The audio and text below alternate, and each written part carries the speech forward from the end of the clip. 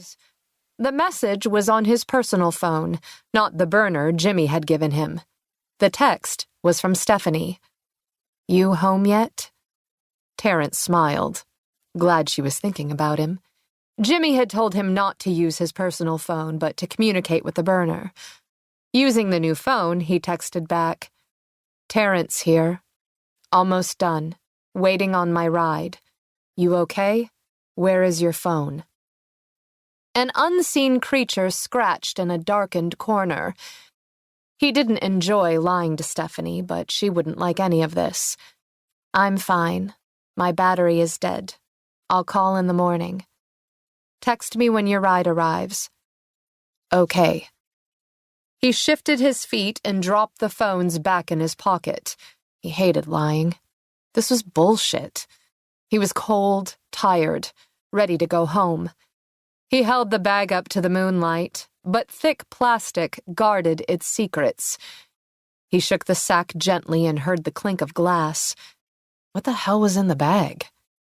Jimmy had said it wasn't drugs, but why was it worth so much money? How much could one peek hurt? Just one. Don't look inside. He shooed away Jimmy's warnings and in the stillness unknotted the bag and looked inside. Moonlight shimmered off 10 vials of drugs. The labels read, propofol. Jimmy had lied. Terrence should have seen it coming. He should dump the bag, run. But if he ran, there'd be no money. No get rich quick. He'd heard about the drug in the news. It was the kind rock stars took when they couldn't sleep. This kind of shit had killed some of those same stars. What the hell was someone going to do with this? His thoughts raced with unexpected excitement. Could it be for a famous singer? Someone he might know? It would be unbelievable to meet a pop star right here in the alley. Crazy. Maybe. A slash of headlights approached and swiped across Terrence's face as a vehicle turned into the narrow lane.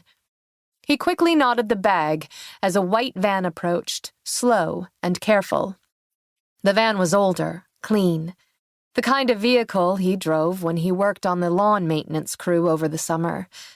The kind people didn't pay attention to, the kind he wouldn't drive when he got rich. Heart pounding, he clutched the bag close to his side, doing his best to look like he knew what he was doing. Like this wasn't his first drug deal. He pictured the way Jimmy stood, easy and relaxed, always with a big grin. Nerves fired with worry as he reminded himself Jimmy had promised the exchange would be easy, no questions. Grab and go, easy money. He grabbed the burner and texted Stephanie. "Terrence again. My ride is here, I hope." "Who? Where are you?" "In the city. White van here. Gotta go."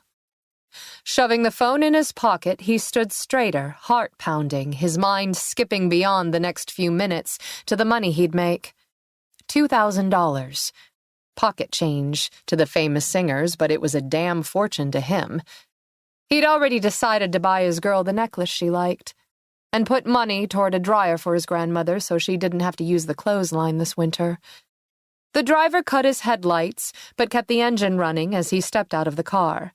Moonlight silhouetted the man's large frame. The stranger wore a hoodie and kept his head tilted down so shadows cloaked his face. Maybe that was for the best. No questions.